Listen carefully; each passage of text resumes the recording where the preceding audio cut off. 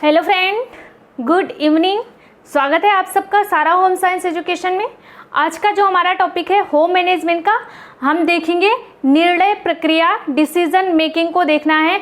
और आज की जो क्लास है ये यूट्यूब पर जाएगी, डेमो क्लास है। सब सारे स्टूडेंट डेमो क्लास देखना चाहते हैं ना, तो आज की जो क्लास है ये सबके लिए है, सब लोग देखिएगा। और अगर आप लोगों को अच्छा लगे क्लास, आपको लगे हाँ क्लास में बहुत अच्छे तरीके से सब कुछ समझाया जा रहा है, आपके एग्जाम के पॉइंट ऑफ व्यू से इम्पॉर्टेंट है, तो आप लोगों को जो व्हाइट बोर्ड पर एक नंबर शो हो रहा है उस नंबर पर कॉल या मैसेज करके आपको सारी इन्फॉर्मेशन ले लेनी है। और जल्द से जल्द सारा होम साइंस एजुकेशन से आप लोग ज्वाइन हो जाइए ताकि आपकी तैयारी बहुत ही अच्छे तरीके से हो सके। ओके, तो आज का जो हमारा क्लास है ये है डिसीजन मेकिंग। हमें देखना है डिसीजन लेने के बारे में, निर्णय प्रक्रिया क्या होती है। और यहाँ से काफ़ी सारे क्वेश्चन बनते भी हैं, इम्पॉर्टेंट क्लास है। सो आप लोग देखिए, पहले तो इसमें समझना होगा कि निर्णय क्या होता है, निर्णय का अर्थ क्या है, निर्णय क्या होता है या फिर निर्णय का अर्थ क्या है। एक बारी मैं आपको नंबर यहाँ पे लिख के बता देती हूँ, 7891098851 पे आपको कॉल या मैसेज करके सारी इन्फॉर्मेशन ले लेनी है। और ये जो क्लास है ये आपको 8 बजे, नाइट की क्लास है, ये 8 बजे मिलेगी। हमारे यहाँ पे आपको जो अभी चल रहा है वो है न्यूट्रिशन साइंस, आपको मॉर्निंग में 6 बजे मिलती है। उसके बाद मैनेजमेंट मिलता है आपको नाइट में 8 बजे। और एक क्लास होती है इवनिंग में 6 बजे होती है। और इसमें जीएस के क्वेश्चन हम सॉल्व करते हैं और साथ ही साथ प्रैक्टिस सेट होता है प्रीवियस ईयर का। ये लाइव क्लास होती है, तो आप लोग आके ज़रूर देखिए, यहाँ से जुड़िए। ओके फ्रेंड्स, तो आ जाते हैं, देखते हैं अपने मेन पॉइंट पर। आज की जो क्लास है बहुत ही इंपॉर्टेंट है और थोड़ी सी लेंदी होने वाली है ये क्लास, तो आप लोग देखिएगा अच्छे तरीके से। बात करते हैं, पहले तो हमें समझना होगा कि निर्णय क्या होता है, निर्णय क्या है, निर्णय लेना क्या होता है या फिर निर्णय करना, डिसीजन मेकिंग क्या है। तो आपको बताना है कि ढेर सारे विकल्प आपके सामने मौजूद हैं। उस विकल्प में अगर आप सर्वश्रेष्ठ विकल्प का चयन कर लेते हैं तो वही क्या कहलाता है, निर्णय प्रक्रिया कहलाती है। आई होप कि समझ में आया होगा। आपको क्या बताना है, सर्वश्रेष्ठ विकल्प का चुनाव करना ही निर्णय प्रक्रिया कहलाती है। क्या है, सर्वश्रेष्ठ विकल्प का चुनाव करना।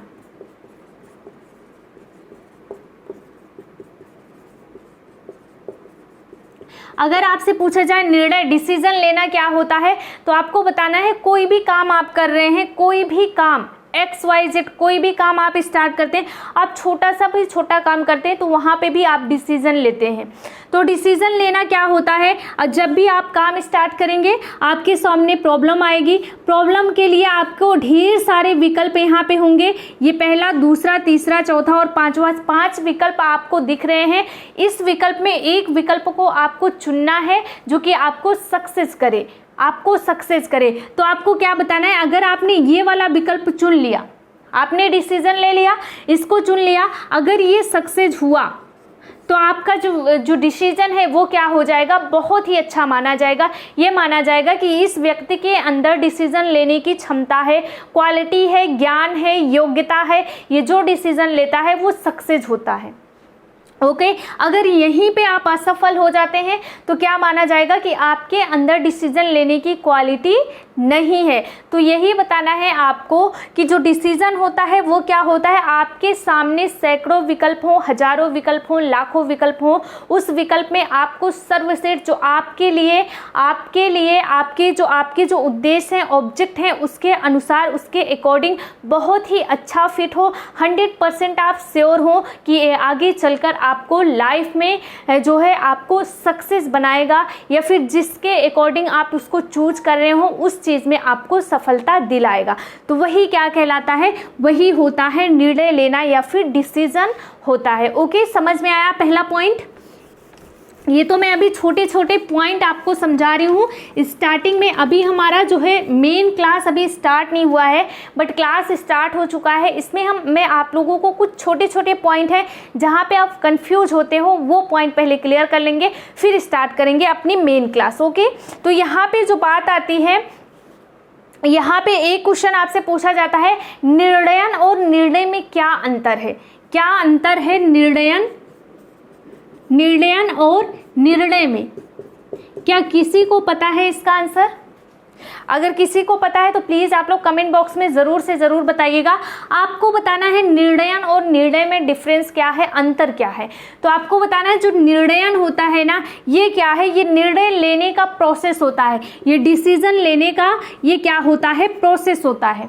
आप निर्णय ले रहे हैं, इसी का प्रोसेस क्या कहलाता है, निर्णयन कहलाता है। बट जब आप निर्णय पे बात आ जाती है, निर्णय वाले पॉइंट पर, तो इसको क्या बताएंगे, ये अंतिम परिणाम होता है, ये डिसीजन का अंतिम परिणाम होता है। इस पॉइंट को भी नोट डाउन कर लीजिएगा। निर्णयन क्या है, प्रोसेस है। अभी आप सोच समझ रहे हैं कि किस विकल्प का चुनाव करें, किसका ना करें, कौन सा विकल्प हमारे उद्देश्य ऑब्जेक्ट के हिसाब से अच्छा है, कौन सा नहीं है। ये जो प्रोसेस होता है वो क्या कहलाता है, निर्णयन कहलाता है। बट जब आप डिसीजन ले लेते हैं, कोई भी चीज़ एक पॉइंट सिलेक्ट कर लेते हैं, तो वही क्या कहलाता है, निर्णय कहलाता है कि आपने इस पॉइंट को सिलेक्ट कर लिया है, तो निर्णय का अंतिम परिणाम होता है, मतलब आपने डिसीजन ले लिया है। ओके, जैसे आपके सामने बहुत सारे पॉइंट होते हैं, मैं एक एग्जांपल देके बता रही हूँ। जैसे आपने फॉर्म, ढेर सारा फॉर्म आता है ना, पीजीटी का फॉर्म आ गया, टीजीटी का फॉर्म आ गया, जीआईसी का आ गया, एलटी का आ गया, इसके साथ ही साथ यूजीसी नेट का आ गया। तो अब आप ये सोचेंगे कि मैं फॉर्म किस में फिल करूँ। ये क्या है, ये आपके पास ढेर सारे ऑप्शन हैं, विकल्प हैं, और आप सबके लिए एलिजिबल हैं, सब में आप फॉर्म को फिल कर सकते हैं। अब आपके सामने ये प्रॉब्लम है कि आपको चयन किसका करना है ताकि आप लाइफ में सक्सेस हो सके। उस पॉइंट को अगर आप ले रहे हैं तो उसमें आपको सफलता मिले। तो आपने, मान लो किसी ने इसको चूज कर लिया, आपने इसको चूज कर लिया, आपको लगा कि ये मेरे लिए सबसे बेटर होगा, मैं इसमें सक्सेस हो जाऊंगा। ओके, तो ये जो प्रोसेस चल रहा था, आप ये सोच रहे थे कि किसमें मैं अपना फॉर्म फिल करूं, किसका एग्ज़ाम दूं, तो वो क्या कहलाया है, वो निर्णयन कहलाता है। बट जब आपने डिसीजन ले लिया, एक पॉइंट को चूज कर लिया, आपने सिलेक्ट कर लिया, तो ये क्या कहलाएगा, निर्णय कहलाएगा। ओके, सारे पॉइंट क्लियर हो गए होंगे। अब आगे बढ़ जाते हैं।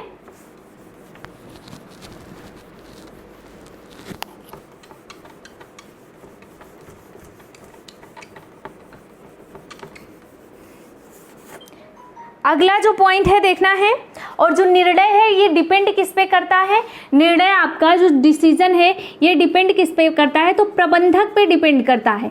और प्रबंधक की योग्यता पे, योग्यता, कुशलता, कार्य क्षमता, इस पर डिपेंड करता। अगर कोई मैनेजर है, उसने किसी भी पॉइंट को निर्णय ले लिया, मतलब किसी भी चीज़ का डिसीजन ले लिया और ये उस चीज़ में सक्सेस हो गया, तो ये माना जाता है कि ये जो मैनेजर है उसकी योग्यता, कुशलता, कार्य क्षमता, सोचने समझने की क्षमता, डिसीजन लेने की क्षमता बहुत ही अच्छी होती है।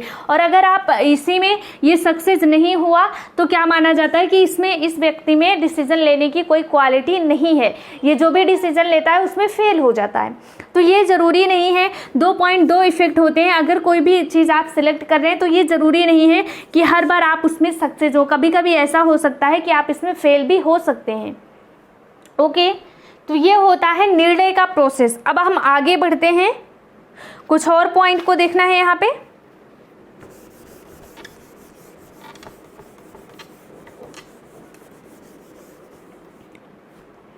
अब आपको बताना है जो निर्णय प्रक्रिया है वो क्या है, वो किससे संबंधित है। तो आपको बताना है आयोजन से। आपने 3 पॉइंट देखा था ना यहाँ पे, आयोजन देखा आपने नियंत्रण देखा, आपने क्या देखा, मूल्यांकन देखा। ये चरण है, ये क्या है, गृह प्रबंधन के चरण को आपने देखा था। यहाँ पे बात करते हैं जो निर्णय प्रक्रिया है, जो डिसीजन मेकिंग है, इसका संबंध किससे होता है, आयोजन से, प्लानिंग से। जब भी आप किसी भी चीज़ का प्लान करते हैं तो बिना निर्णय के आप प्लान नहीं करते हैं। क्या बिना निर्णय के आप प्लान कर लेते हैं, नहीं कर पाते हैं। किसी भी चीज़ का आप अगर प्लान करते हैं, मान लो आपने प्लानिंग बनाया कि आपको सुबह उठ के ये काम करना है, यहाँ पे जाना है, तो आपने पहले डिसीजन लिया ना कि मुझे ये काम करना है, मुझे इतने बजे यहाँ पे जाना है, यहाँ से आके फिर मुझे स्टडी में अपना टाइम देना है, फिर उसके बाद शायद जो भी आपका काम है। तो जब तक आप जब आप आयोजन करते हैं तो क्या करते हैं, बिना निर्णय के आप आयोजन नहीं कर सकते हैं, किसी भी चीज़ की प्लानिंग नहीं कर सकते। तो हमेशा जो आयोजन डिपेंड होता है वो किस पे होता है, निर्णय पर डिपेंड होता है। और आयोजन में क्या होता क्या है, आप क्या सिलेक्ट करते हैं कि कौन सा काम करना है, कहाँ करना है, कब करना है, किसके द्वारा करना है, कितना टाइम लगेगा और कितने लोग लगेंगे, ये सारे पॉइंट का डिसीजन आप किस में लेते हैं, आयोजन में, जब आप प्लानिंग करते हैं। और प्लानिंग किसके द्वारा होती है, तो आपको बताना है मैनेजर के द्वारा होती है। जो भी प्लानिंग होती है किसके द्वारा होगी, ये मैनेजर के द्वारा होती है। और प्लानिंग में मैनेजर क्या बताता है, क्या करना है, कब करना है, कहाँ करना है, किसके द्वारा करना है और कितना टाइम लगेगा, ये सारा पॉइंट किस में होता है, प्लानिंग में होता है। और जब आप प्लानिंग करते हैं तो बिना डिसीजन के आप प्लानिंग नहीं करते हैं। आपसे यहाँ से क्वेश्चन पूछा गया था कि जो व्यवस्थापन है, जो निर्णय है उसका पूरक कौन है। आपसे क्वेश्चन पूछा गया था निर्णय का पूरक तत्व कौन है, तो आपको क्या बताना था, आपको बताना था व्यवस्थापन। ये क्वेश्चन आपसे पूछा गया है। क्या है यहाँ पे मैं उल्टा बोल दी हूँ, तो आपको क्या बताना है, जो व्यवस्थापन है वो क्या है, व्यवस्थापन का पूरक निर्णय है। क्या बताना है आपको, व्यवस्थापन का पूरक क्या है, तो आपको बताना है निर्णय है। ये क्वेश्चन आपसे पूछा गया था कि व्यवस्थापन का पूरक है, तो आपको बताना है यहाँ पे निर्णय है। इस पॉइंट को नोट डाउन कर लीजिएगा। और आपसे क्वेश्चन पूछा जाए कि आयोजन क्या है, तो आपको बताना है ये मैनेजर के, किसी भी मैनेजर के, किसी भी गृहिणी के, किसी भी स्टूडेंट के, किसी भी टीचर के माइंड की रूपरेखा है कि वो अपना प्लान कैसे कर रहा है, कैसे वो रूपरेखा तैयार कर रहा है, कैसे वो उद्देश्य को अपने तैयार कर रहा है। ओके, सारे पॉइंट यहाँ पे क्लियर हो गए हैं। मुझे नहीं लगता कि कुछ भी आपका यहाँ पे छूटा है। और इस पॉइंट को तो जरूर नोट डाउन कर लेना। व्यवस्थापन का पूरक है, आपको बताना है निर्णय। अब अगला पॉइंट देखेंगे। ये वाली क्लास थोड़ी सी लंबी होगी, अच्छे से समझिएगा, अच्छे से पढ़िएगा। यहाँ पे कंफ्यूजन बड़ा होता है, बड़ा कंफ्यूजन होता है स्टूडेंट को, तो यहाँ पे एक एक पॉइंट में आप लोगों को समझाऊंगी। आपसे बताया गया है जो व्यवस्थापन होता है वो क्या होता है, ये प्रबंधन का मुख्य बिंदु होता है। और ये जो प्रक्रिया है निर्णय पर निर्भर होती है। ये क्या होता है, निर्णय परस्पर निर्भर होता है, किस पे, व्यवस्थापन पर। अगला पॉइंट है, आपसे पूछा गया था ग्रास एंड केंडल ने निर्णय को क्या कहा है। ये क्वेश्चन देख लीजिए, ग्रास एवं केंडल ने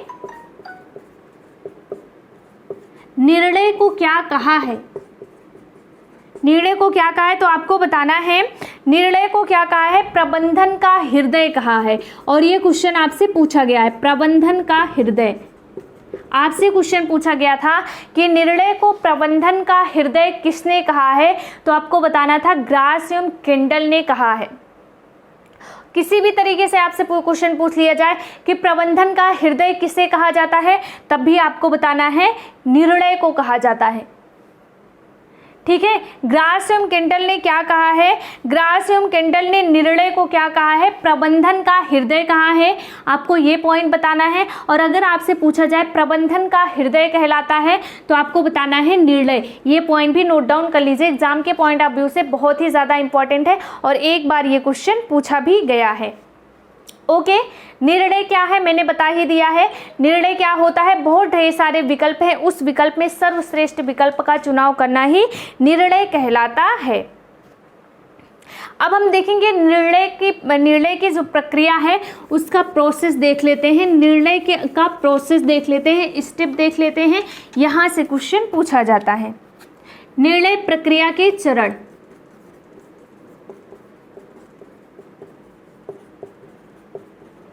निर्णय प्रक्रिया के चरण क्या क्या हैं?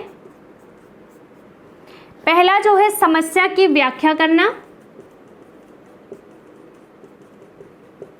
समस्या की व्याख्या करना, इसको नोट डाउन कर लीजिए। यहाँ से स्टेप को अरेंज करने के लिए क्वेश्चन पूछा जाता है। और जितने भी बच्चे सारा होम साइंस एजुकेशन से जुड़ना चाहते हैं उनके लिए 78939885 पे आपको कॉल या मैसेज करके सारी इन्फॉर्मेशन ले लेनी है। जल्द से जल्द आप क्लास को ज्वाइन कर लेंगे तो आपके लिए बहुत ही अच्छा होगा एग्जाम के पॉइंट ऑफ व्यू से। समस्या की व्याख्या करना, विकल्प की खोज करना,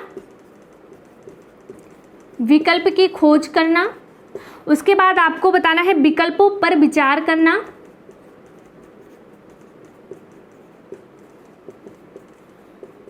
उसके बाद का जो पॉइंट है उपयुक्त विकल्प का चुनाव करना,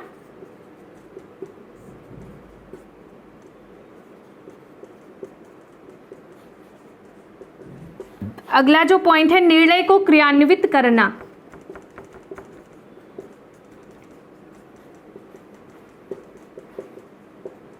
ओके, ये सारे पॉइंट आप लोग नोट डाउन कर लीजिए। जितने भी नए स्टूडेंट हैं और जो पेड स्टूडेंट हैं उनको सबको पीडीएफ मिलेगी, तो आपको सिर्फ समझने की ज़रूरत है। पीडीएफ से आप डाउनलोड भी कर सकते हैं उसको आप उसकी आप 2 कॉपी फोटो कॉपी भी निकलवा सकते हैं, जैसे आपके ऊपर, जैसे आपके पास टाइम हो आप खुद का नोट्स भी बना सकते हैं। तो ये क्या है, ये स्टेप है निर्णय का, डिसीजन का स्टेप है। पहला जो है वो क्या है, समस्या की व्याख्या करना। समस्या की व्याख्या मतलब क्या होता है, पहले आपको अपना जो आपकी जो रियल प्रॉब्लम है उसको ढूंढनी पड़ेगी। जैसे आप जब डॉक्टर के पास जाते हो तो डॉक्टर क्या करता है, सारी चीज़ों को आपसे पूछते हैं ना, पहले क्या सिम्टम्स है, कैसी प्रॉब्लम है, तब जाकर वो डिसाइड करते हैं कि आपको ये प्रॉब्लम है, रियल में आपको हुआ क्या है, तब जाकर बताते हैं। और अगर ऐसा कोई डॉक्टर है जिसे पता ही ना हो आपको क्या हुआ है और दूसरी चीज़ की दवा दो, तो आप और ज़्यादा बीमार हो जाएंगे। तो यहाँ पे यही बताने की कोशिश की जा रही है कि आपको पहले अपने रियल में आपको क्या प्रॉब्लम है उसको ढूंढना होगा। जैसे आपके पास जब भी कोई प्रॉब्लम, जब आप कुछ निर्णय लेंगे, डिसीजन लेंगे, अपने लाइफ में कुछ करना चाहेंगे, तभी आपके पास प्रॉब्लम आएगी। 100 में सीधी एक बात, अगर आप अपनी लाइफ में कुछ करना चाहते हैं तो आपके सामने ढेर सारी प्रॉब्लम आएंगी, और ढेर सारी प्रॉब्लम आएंगी ज़रूर, बट उसका सलूशन भी आपको मिलेगा। बट अगर आप कुछ करना ही नहीं चाहते तो आपके लाइफ में कभी प्रॉब्लम आ ही नहीं सकती। इसको चाहे आप लोग आजमा के देख लीजिए। फॉर एग्जाम्पल इसको भी मैं आप लोगों को समझा देती हूँ। जैसे अगर आप, चलो आपने स्कूल कर लिया, आपने कॉलेज कंप्लीट कर लिया, आप कुछ भी नहीं कर रहे हो, आराम से बैठे हुए हो घर में, कुछ भी नहीं करना आपको, तो कभी लगेगा आपको कि आपकी लाइफ में प्रॉब्लम है? नहीं लगेगा।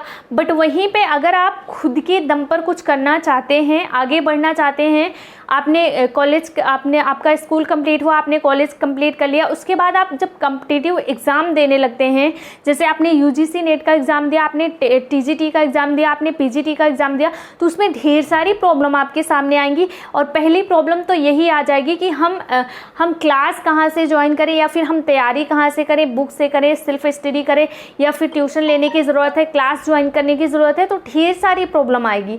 बट अगर आप किसी चीज़ का फॉर्म ही फिल नहीं करते, एग्ज़ाम ही नहीं देते, तो वहाँ पे आपके सामने कहाँ है प्रॉब्लम? भाई आराम से ऐसे हो, मस्ती कर रहे हो, घर में सबके साथ एंजॉय कर रहे हो। बट जो लोग पढ़ाई कर रहे हैं उनके पास तो एंजॉय करने का टाइम ही नहीं है। तो जब भी आप अगर कुछ करना चाहते हैं लाइफ में तो ढेर सारी प्रॉब्लम आएंगी, और प्रॉब्लम के साथ साथ सलूशन भी आपके पास ही होगा। तो यहाँ पे बताने का मेरा उद्देश्य यही है। आपका जो पहला ऑप्शन दिया गया है कि समस्या की व्याख्या करना, पहले तो आपको एक्चुअल में प्रॉब्लम क्या है उसका पता लगाना पड़ेगा। ओके, उसके बाद जो है विकल्प की खोज। जैसे आपने प्रॉब्लम पता लगा लिया कि आपके पास प्रॉब्लम क्या है, आप लाइफ में करना क्या चाहते हैं। सबसे बड़ी प्रॉब्लम तो यही है आज के ज़माने में कि हम करना क्या चाहते हैं ना। तो आपने जब ये सोच लिया कि आप करना क्या चाहते हैं, तो आपके माइंड में आ गया कि मुझे एग्ज़ाम देना है, एग्ज़ाम क्वालिफाई करके जॉब करनी है ना। जैसे आपके माइंड में आया कि हमें यूजीसी का एग्ज़ाम देना, इसे क्वालिफाई करके जॉब करनी है। उसके बाद आपको, चलो आपकी प्रॉब्लम पता चल गई, उसके बाद आपके सामने ढेर सारे विकल्प आएंगे, है ना। आपको क्या प्रॉब्लम पता चली कि आपको किसी भी एग्ज़ाम को क्वालिफाई करके आपको क्या देना है, आपको जॉब करनी है, गवर्नमेंट जॉब करनी है। उसके बाद आपके सामने जो विकल्प आएगा उसमें जैसे यूजीसी आ गया, आपके सामने टीजीटी आ गया, पीजीटी आ गया, जीआईसी आ गया, ढेर सारे विकल्प आ गए ना। तो आपने विकल्प को चुन लिया। आपने पहले अपनी प्रॉब्लम को चुना कि आपको किसी भी एग्ज़ाम को क्वालिफाई करके आपको गवर्नमेंट जॉब लेनी है, आपको टीचर ही बनना है, कुछ भी हो जाए आपको टीचर बनना है।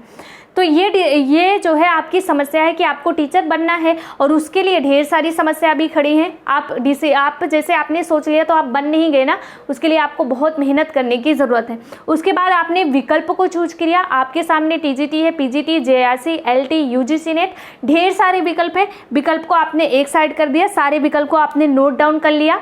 उसके बाद विकल्पों पर विचार करना स्टार्ट किया आपने। अब आपने जो जितने भी विकल्प आपने ऐड किए हैं उस पर आप विचार करना स्टार्ट कर रहे हैं कि रियल में मेरे लिए सही क्या होगा, कौन से विकल्प का चुनाव करना चाहिए, कौन से विकल्प का नहीं करना चाहिए। आप अपने अकॉर्डिंग, अपनी कैपेसिटी के अकॉर्डिंग आप उसको चूज करने के लिए उस पर विचार करते हैं। उसके बाद क्या करेंगे, आप उपयुक्त विकल्प का चुनाव करेंगे।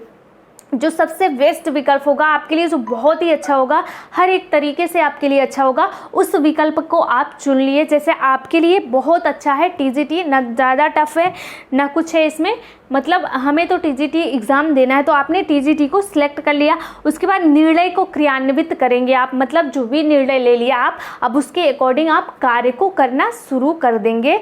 जितनी मेहनत करने की ज़रूरत है, जब एग्ज़ाम है एग्ज़ाम देंगे, जितनी मेहनत करने की ज़रूरत उतना मेहनत करेंगे। जिस सब्जेक्ट को लेकर चल रहे हैं उस पर अच्छे से मेहनत करेंगे, पढ़ाई करेंगे, टाइम देंगे। ये सारी चीज़ें क्या है, यही है। ओके, अब मुझे नहीं लगता कि ये जो सीक्वेंस है आपके समझ में नहीं आया है।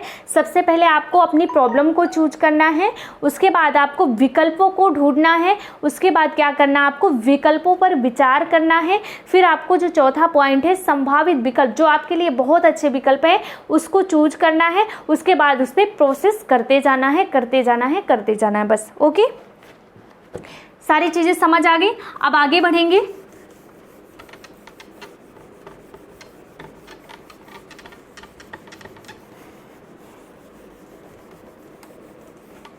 बिना मेहनत के कुछ भी मिलने वाला नहीं है। अब निर्णय के प्रकार को हमें देखना है। निर्णय के प्रकार, अगर आप लोगों ने ये सोच लिया, जैसे किसी ने ये सोच लिया कि आपको कुछ बनना है लाइफ में, अब क्या बनना है सबका अलग अलग होता है। आपको जो भी बनना है आप लोगों ने सोच लिया, सोचते ही तो बन नहीं जाएंगे हम।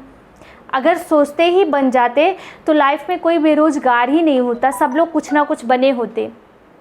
अगर आपने सोचा है जितना बड़ा बनना है आपको, उतना ज़्यादा मेहनत करना पड़ेगा। जितनी ऊंची सोच होगी आपकी, उतनी ज़्यादा मेहनत करनी पड़ेगी। इस पॉइंट को हमेशा नोट कर लेना। अगर आप अपने लाइफ में बहुत ज़्यादा आगे बढ़ने चाहते हैं तो आपको उससे ज़्यादा बड़ा मेहनत करना पड़ेगा, उससे ज़्यादा मेहनत करना पड़ेगा। हटके मेहनत, जो लोग मेहनत कर रहे हैं ना उनसे कई गुना ज़्यादा मेहनत करना आपको। ओके, तो इस पॉइंट को हमेशा नोट डाउन कर लीजिएगा। जितने भी स्टूडेंट मुझे देख रहे हैं सब लोग इसको अच्छे से अपने माइंड में सेट कर लीजिए कि आपको जितना आगे बढ़ना है लाइफ में उसका 2 गुना मेहनत करना पड़ेगा, ये मान के चलो। ओके, आगे बढ़ेंगे। अब अगला पॉइंट देखेंगे हम। इसके प्रकार के बारे में देखना है, निर्णय के प्रकार के बारे में देखना है कि इसका प्रकार कितना होता है। तो आपको बताना, पहला है व्यक्तिगत निर्णय, दूसरा है सामूहिक निर्णय। ये 2 पॉइंट देखना है। इसके अलावा भी बहुत अभी निर्णय के टाइप है, सब कुछ हम देखेंगे।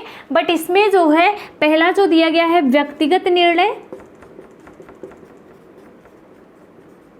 दूसरा है सामूहिक निर्णय। व्यक्तिगत निर्णय क्या होता है, पर्सनल डिसीजन आप ले रहे हैं, उसमें किसी अदर व्यक्ति का कुछ भी नहीं जा रहा है। वो ना तो आपको राय देने आ रहा है, ना तो कुछ विरोध कर रहा है, ना तो आपके ऊपर दबाव डाल रहा है, कुछ भी नहीं। 100% ये आपके ऊपर डिपेंड करता है कि आप इसको कैसे करते हैं, क्या करते हैं, क्या नहीं करते हैं। वही होता है क्या, तो आपको बताना है व्यक्तिगत निर्णय, पर्सनल डिसीजन। और जो दूसरा है सामूहिक निर्णय, तो आपको बताना है अनेक व्यक्तियों के मतों को आपको ध्यान में रखना पड़ेगा।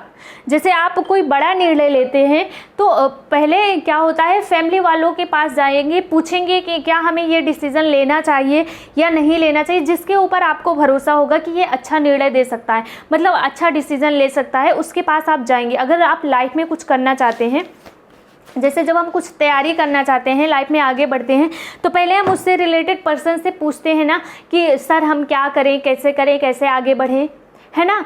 लेते हैं, ज़रूर हम लेते हैं, बट जो आपका पर्सनल डिसीजन होता है वो आप किसी से पूछ के नहीं करते हो। आपको कितने बजे सोना है, कब खाना खाना है, ऑफिस जाना है, उसमें कितने वर्क करने हैं, आपको स्टडी करनी है, स्टडी में किस पे आप कितना टाइम दे रहे हो, किस सब्जेक्ट पे कितना दे रहे हो, आप रिवीजन कब कर रहे हो, मतलब उसमें कोई इंटरफेयर नहीं करने आ रहा है। आपका वो खुद का मैटर है, आप खुद सॉल्व करो। चाहे आप एक सब्जेक्ट पे 10 घंटे दो, एक सब्जेक्ट पे बिल्कुल भी ना दो, चाहे आप दोनों पे बराबर बराबर दो, वो आपके ऊपर डिपेंड करता है, उसमें कोई इंटरफेयर करने नहीं आता है।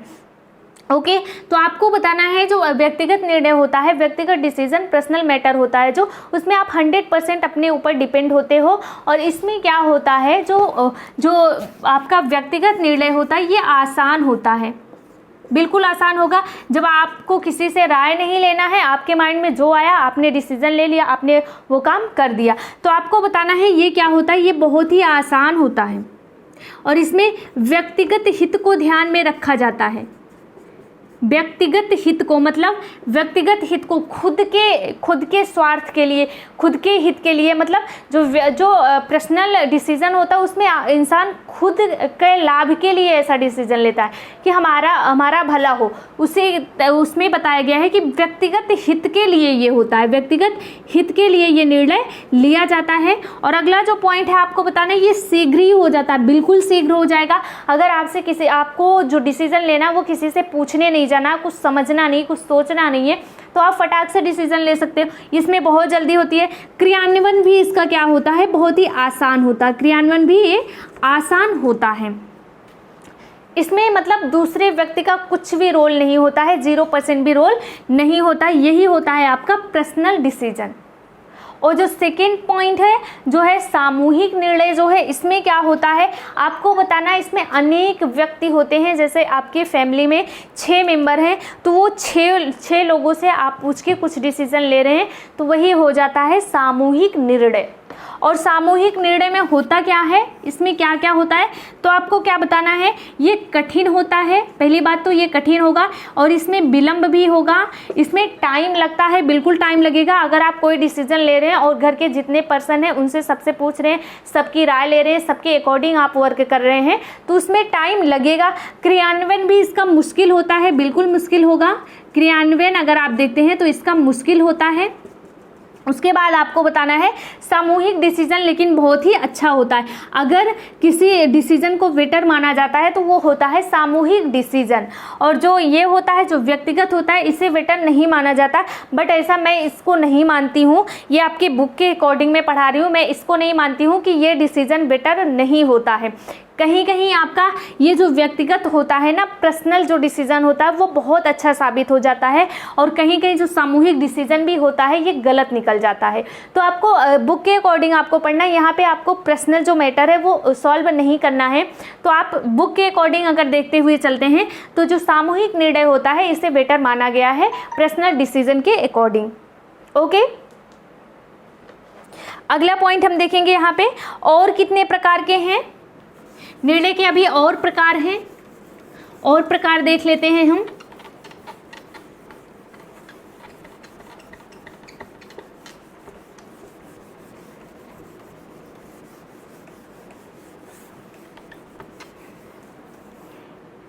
और प्रकार है जैसे आपका हो गया नैतिक एवं आधारभूत निर्णय, नैतिक एवं आधारभूत निर्णय। आपका अगला हो गया आपातकालीन निर्णय। इसको सिर्फ समझना, आप लोगों के समझ में आ जाएगा बहुत अच्छे से। इसको हम क्या कहते हैं, इसको हम कहते हैं routine and basic decision. Routine and basic decision इसे हम कहते हैं। मैं अच्छे तरीके से सब कुछ PDF में लिख दूंगी, आप लोग समझ लेना। यहाँ पे सिर्फ आपको समझना है सारी चीज़ों को। नैतिक एवं आधारभूत जो डिसीजन होता है उसे क्या कहते हैं, बेसिक एंड रूटीन डिसीजन कहते हैं। जो आपातकालीन निर्णय है, और अगला क्या है आपका कार्यात्मक एवं अकार्यात्मक। कार्यात्मक,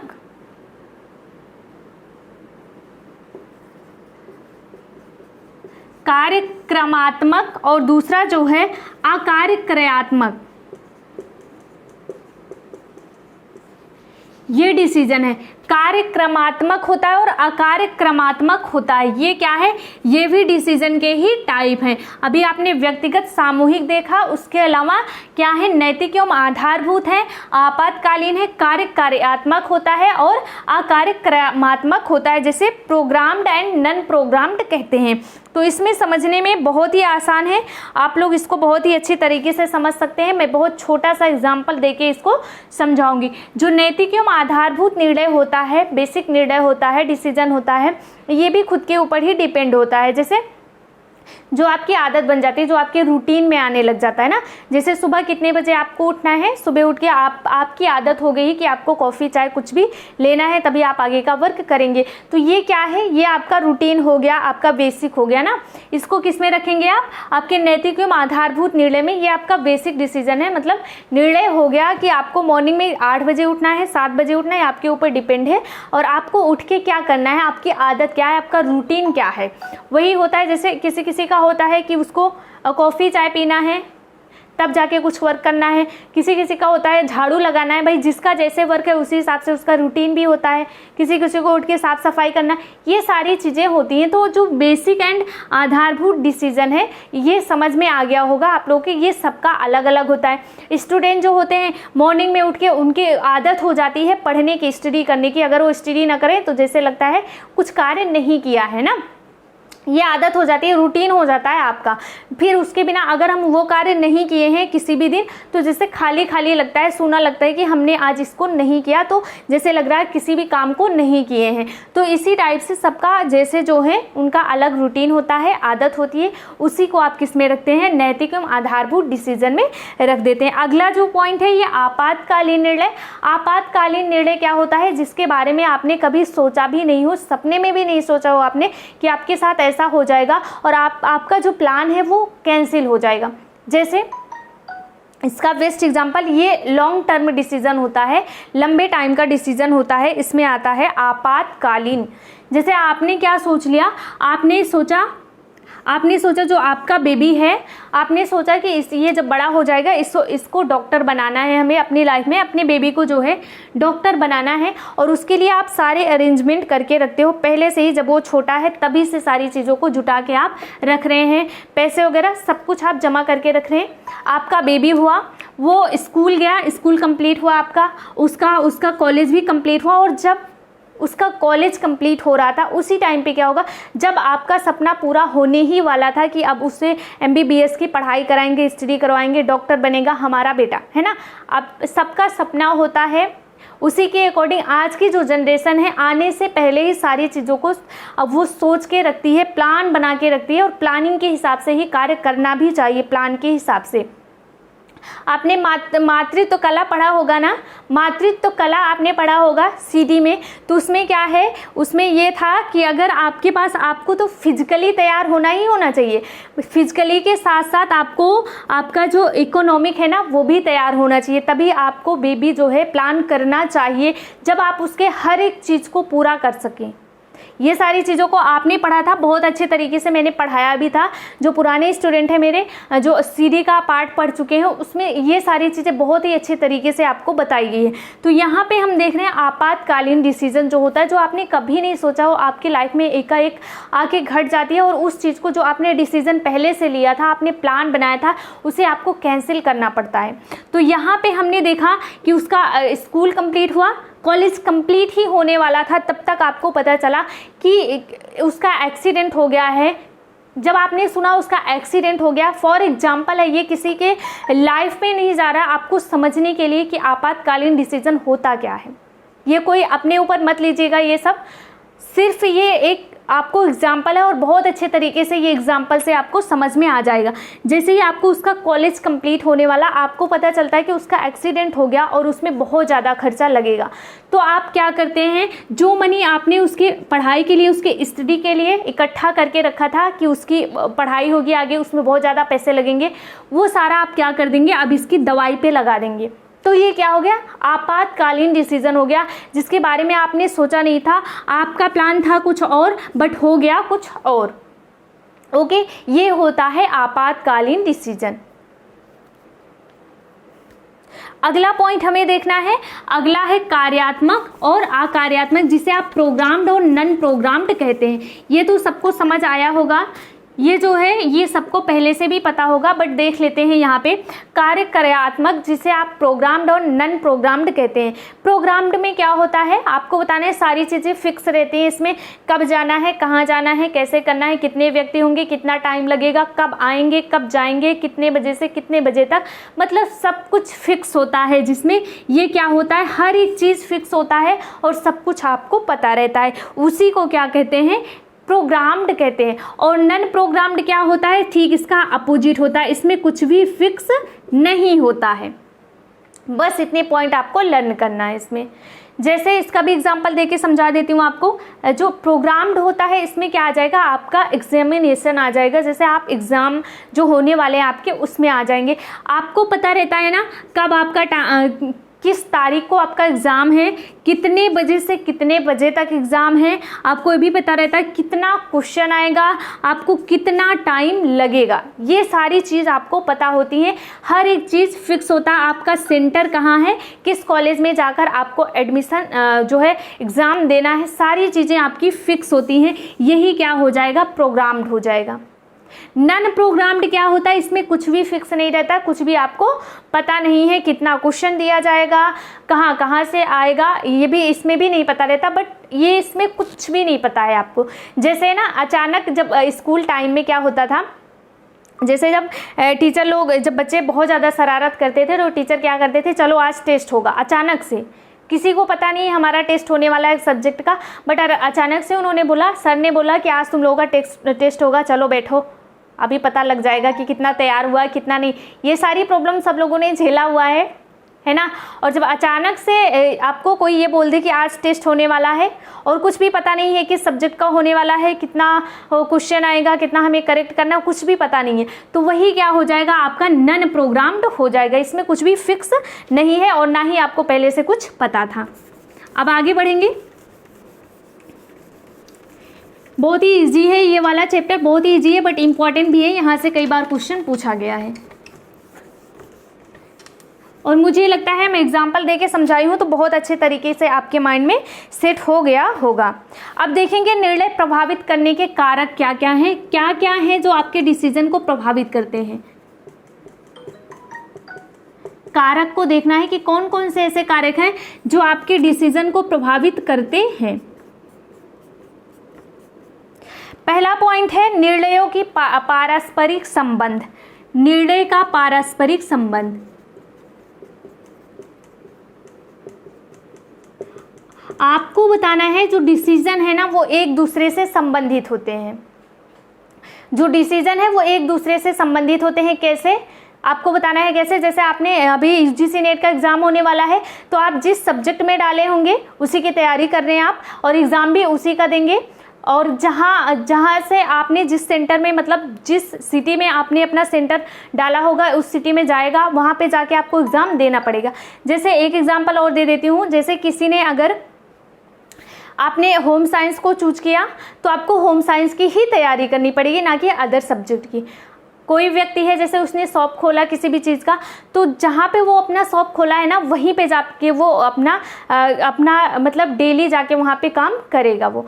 तो कोई भी निर्णय हो वो पारस्परिक संबंधित होते हैं, उसमें आपस में संबंध होता है। अगला जो पॉइंट है यहाँ पे, निर्णय की विचारधारा। निर्णय की विचारधारा, जैसे जिसके घर वालों का, फैमिली का विचार होगा उसी हिसाब से उसका निर्णय भी होगा।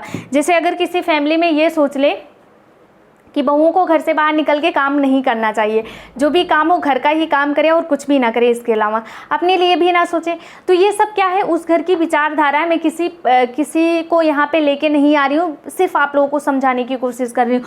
तो आपको बताना है निर्णय की विचारधारा, जैसे जिसका यहाँ पे निर्णायक होगा, निर्णायक की विचारधारा, मतलब जो डिसीजन ले रहा है ना उसका जैसा विचार होगा वो उसी के अकॉर्डिंग निर्णय लेगा, उसके अदर वो निर्णय नहीं ले सकता है।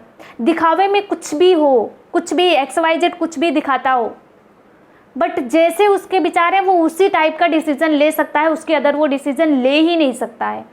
तो ये डिपेंड करता है कि जो निर्णायक है, जो मैनेजर है, मैनेजर ले लीजिए, गार्जियन को ले लीजिए, आप खुद को ले लीजिए, अपने टीचर को ले लीजिए, किसी को भी यहाँ पे आप रख सकते हैं। जैसे जिसकी विचारधारा होगी उसी हिसाब से वो डिसीजन लेगा, उसके अदर वो डिसीजन ले नहीं सकता है। और दिखावे में कुछ भी हो, कुछ भी दिखा दे कि हम तो ऐसे हैं वैसे हैं, ऐसा कर सकते हैं वैसा, वो सब दिखावा होता है। जब जब डिसीजन लेने की बात आती है ना, तब सब कुछ दिख जाता है। और जो डिसीजन हो वो क्या होना चाहिए, अस्थाई होना चाहिए। हमेशा सोच लेना इस चीज़ को, जो भी आप डिसीजन ले रहे हैं वो अस्थाई होना चाहिए। स्थायी का मतलब अगर आपने डिसीजन ले लिया कि आपको कुछ करना है तो करना ही है, कुछ भी हो जाए, चाहे आपके फैमिली वाले आपके अपोजिट हो जाए, चाहे आपके परिवार वाले, कुछ भी हो जाए, आपने अगर डिसीजन ले लिया कि आपको करना है तो करना है। स्थायी होना चाहिए डिसीजन। ओके, अगला जो पॉइंट है संस्कृत एवं महत्वाकांक्षा। संस्कृत एवं महत्वाकांक्षा, तो ये भी बहुत ज़्यादा प्रभावित करती है आपके डिसीजन मेकिंग को। जैसे अगर किसी जगह बाल विवाह है, वहाँ की संस्कृति है, मान लो मैं यहाँ पे किसी का कल्चर वगैरह नहीं ला रही हूँ, क्यों, क्योंकि प्रॉब्लम हो जाएगी। नहीं तो अगर कल्चर का उदाहरण देना हो एग्जाम्पल ना, तो बहुत सारे एग्जाम्पल पड़े हैं, बट किसी के कल्चर को यहाँ पे नहीं लाना है, क्योंकि सब अपने कल्चर को बड़ा प्यार करते हैं, सम्मान करते हैं और करना भी चाहिए, है ना। तो आप यहाँ पे एक समझ लीजिए एग्जाम्पल के तौर पर कि मान लो अगर कहीं की संस्कृति ये है कि वहाँ पे बाल विवाह करवाना है तो वो करवाएंगे, क्योंकि उनकी जो संस्कृति है वो संस्कृति वो आप चेंज नहीं कर सकते हैं। ओके, ये समझ में आ गया होगा। और पारिवारिक विशेषता, पारिवारिक विशेषता तो बहुत ज़्यादा प्रभावित करती है आपके डिसीजन को। पारिवारिक जो फैमिली की जो क्वालिटी होती है वो बहुत ज़्यादा प्रभावित करती है आपके डिसीजन को। जैसे आप जिस जगह पे बचपन से रहे हो, अगर उस जगह का माहौल स्टडी में है तो आपका माइंड स्टडी में ही लगेगा, आप किसी भी फैमिली में चले जाओ। ये सबसे ज़्यादा प्रॉब्लम देता है लड़कियों को। लड़कियों की जो लाइफ होती है ना, वो दो जगह सेट होती है। पहला तो उनका जो खुद का जो मायका होता है, मायके का माहौल, उसके बाद ससुराल का माहौल। मान लो कि किसी भी लड़की के मायके का माहौल ये है कि वहाँ पे स्टडी को बहुत ज़्यादा इंपॉर्टेंस देते हैं, बहुत ही ज़्यादा। अगर कोई पढ़ना चाहता है तो वो पढ़े, बट अगर वो किसी ऐसी फैमिली में चली गई है जहाँ पर पढ़ाई स्टडी को लेकर कुछ भी नहीं है, मतलब जीरो मानते हो, तो उसके लिए एडजस्ट करना थोड़ा सा मुश्किल, क्या बहुत ज़्यादा मुश्किल हो जाएगा। क्योंकि उसका शुरू से, उसके बचपन से ही उसके माइंड में सेट हो गया है कि स्टडी बहुत ज़्यादा इंपॉर्टेंट है लाइफ में, और उसे स्टडी करना है, किसी भी हालात में हो रहे, बट उसे स्टडी को छोड़ना नहीं है।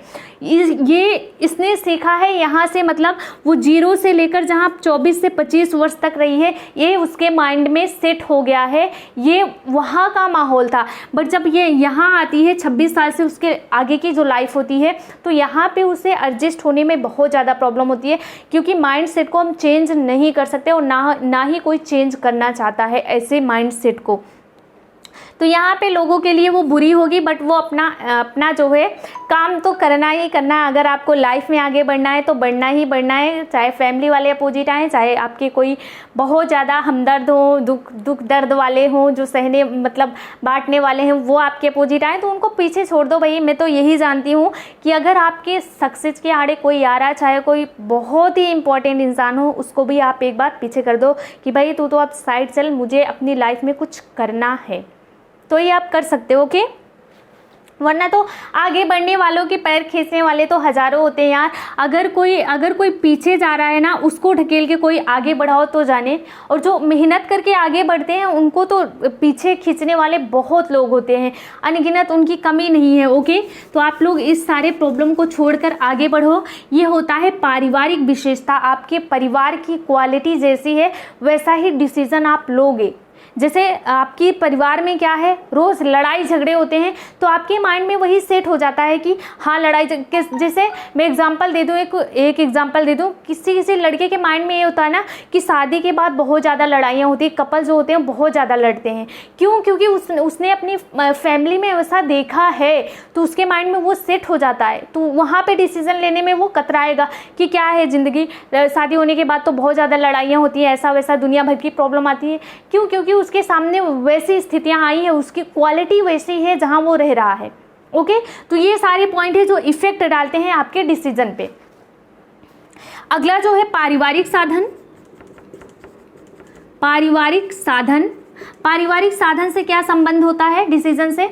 तो आपको बताना है, जैसे कोई परिवार है, कोई एक फैमिली है, ये बहुत ही ज़्यादा गरीब है, इनमें मतलब ज़्यादा पैसे वगैरह कुछ भी नहीं है, बट इनका जो सपना है कि बेबी को, चाहे वो बेटी हो या बेटा हो, उसको पढ़ा के लाइफ में आगे बढ़ाना है, इनका सपना है इस फैमिली का। बट इसके पास जब मेन चीज़ पैसे ही नहीं है तो ये पढ़ाएगी कहाँ से या पढ़ाएगा कहाँ से अपने बच्चों को, और आगे कहाँ से बढ़ाएगा? तो वही डिपेंड करता है, जो पारिवारिक साधन है ना, वो बहुत ज़्यादा इफेक्ट डालता है आपके डिसीजन पे। अगर आपके घर में पैसे की कमी नहीं है, या फिर किसी भी साधन को ले लीजिए आप यहाँ पे, तो आप क्या करेंगे?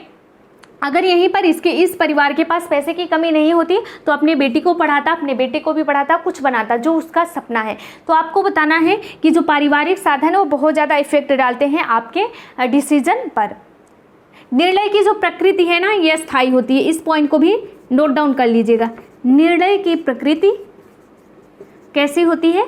स्थायी होती है। अगर आपने एक बार डिसीजन ले लिया है तो आपने डिसीजन ले लिया। ओके, ये था कुछ पॉइंट। अब इसमें एक लास्ट पॉइंट बचा है, डेल्फी डिसीजन मेकिंग, जो कि पूछा गया है। उसके बाद क्लास एंड हो जाएगी।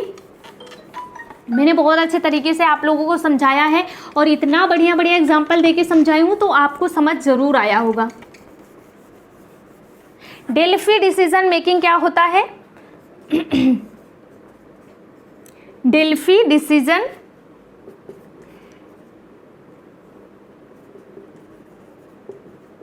मेकिंग ये क्या है? ये क्वेश्चन आपसे पूछा गया है प्रीवियस ईयर में। तो आपको बताना है इसमें क्या होता है।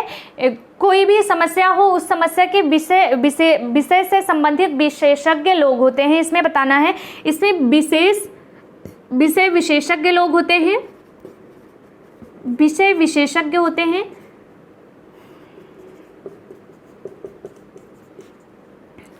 लोग होते हैं जो ऐसा निर्णय लेने का तरीका है, मतलब ये जो डेल्फी डिसीजन मेकिंग है, ये आपको बताना है ऐसा डिसीजन लेने का प्रक्रिया है, ऐसी प्रक्रिया, ऐसा प्रोसेस है जिसमें विषय विशेषज्ञ लोग होते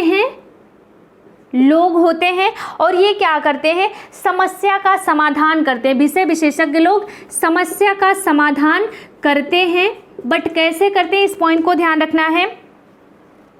आमने सामने उपस्थित नहीं होते हैं, मतलब आपको बताना विषय विशेषज्ञ लोग होंगे, समस्या का समाधान भी करेंगे, बट आमने सामने नहीं रहकर, आमने सामने नहीं रहते हैं। फिर कैसे रहते हैं आपको बताना। आपको यहाँ पे मैसेज के थ्रू आपको ये देंगे, ईमेल के थ्रू देते हैं, ईमेल के थ्रू आपको समस्या का समाधान देते हैं, टेलीफोन के माध्यम से या फिर लेटर के माध्यम से। इन सारे माध्यमों से क्या करते हैं? इन सारे माध्यमों से जो विषय विशेषज्ञ लोग होते हैं आपकी समस्या का समाधान करते हैं। इसी को डेल्फी डिसीजन मेकिंग कहते हैं। मेन पॉइंट यही है कि इसमें आमने सामने नहीं होते हैं। एक बार फिर से मैं समझाऊंगी इसको, इस पॉइंट को। डेल्फी डिसीजन मेकिंग क्या होता है आपको बताना है। जो डेल्फी डिसीजन मेकिंग है इसमें ऐसे लोग होते हैं, मतलब इसमें कैसे लोग होते हैं तो आपको बताना है। इसमें जो समस्या है, समस्या से संबंधित विशेषज्ञ लोग होते हैं जो आपकी समस्या का समाधान करते हैं, बट किस कंडीशन में? वो आमने सामने बैठकर समस्या का समाधान नहीं करते हैं, वो आपको मैसेज के थ्रू देंगे समस्या का समाधान, ईमेल, टेलीफोन, लेटर, खत जो होता है इसके थ्रू, इसके अकॉर्डिंग वो क्या करते हैं? समस्या का समाधान करते हैं, बट वो आमने सामने उपस्थित नहीं होते हैं, मतलब फेस टू फेस वर्क नहीं होता है इसमें। ओके फ्रेंड्स, तो आज की क्लास यहीं पर समाप्त होती है और डिसीजन मेकिंग आपका कंप्लीट हुआ। जितने भी फ्रेंड्स, जितने भी स्टूडेंट जुड़ना चाहते हैं सारा होम साइंस एजुकेशन से, उनको इस नंबर पे कॉल या मैसेज करना है। 7891098851 पे आपको कॉल या मैसेज करके सारी इन्फॉर्मेशन ले लेनी है। और जल्द से जल्द अगर आप क्लास को ज्वाइन कर लेते हैं तो आपके लिए बहुत ही अच्छा होगा। और जो फीस रखी गई है बहुत ही कम रखी गई है, आपके अकॉर्डिंग रखी गई है। आप कॉल करके पूछ सकते हैं सारी इन्फॉर्मेशन को। Okay, thank you.